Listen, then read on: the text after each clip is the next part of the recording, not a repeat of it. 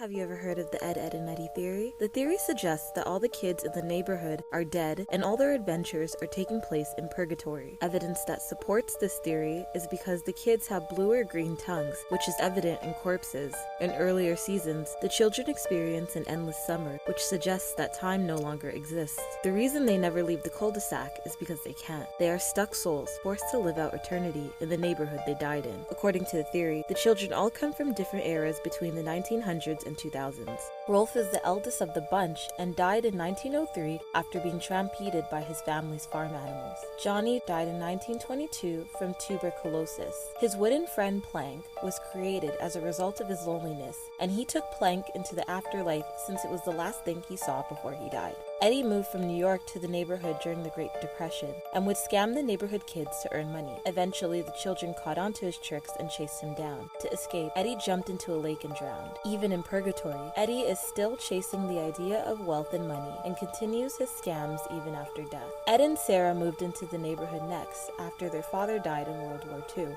When their heartbroken mother becomes distant and neglectful, they each find their own ways of coping. Sarah takes on the parental role, while Ed gets lost in his own imagination through comic books. They both passed away in a car accident in 1953. Naz came from a hippie family in the 1960s. Unfortunately, her life was short-lived after her and her entire family were murdered in 1979 by a serial killer who escaped from a nearby asylum. Double D originates from the 70s and came from a strict household where he was raised to strive for perfection in every aspect of his life. Being so worked up and determined to become the best son he could be, he spent extra time on schoolwork and did not notice the gas leak coming from his chemistry set, which eventually exploded and resulted in his death. Kevin came from the 80s. His bullying persona was a result of the abuse he faced from his father, who beat him to death in the winter of 1999. Even though his dad was sentenced to life imprisonment for his son's murder, Kevin imagines his dad as the complete opposite. While in purgatory, he is loved by the very man who ended his life. Jimmy is the youngest of the group, originating from the 90s. Because he suffered from leukemia, he wasn't allowed to hang out with the other children in fear that he would wind up hurt. Eventually, he died from his illness. The Cankers are said to be demons sent to purgatory to torture the souls of the children. Their attraction to the Eds is because they have the weakest will and they each represent a deadly sin. Even though there is some evidence supporting this theory,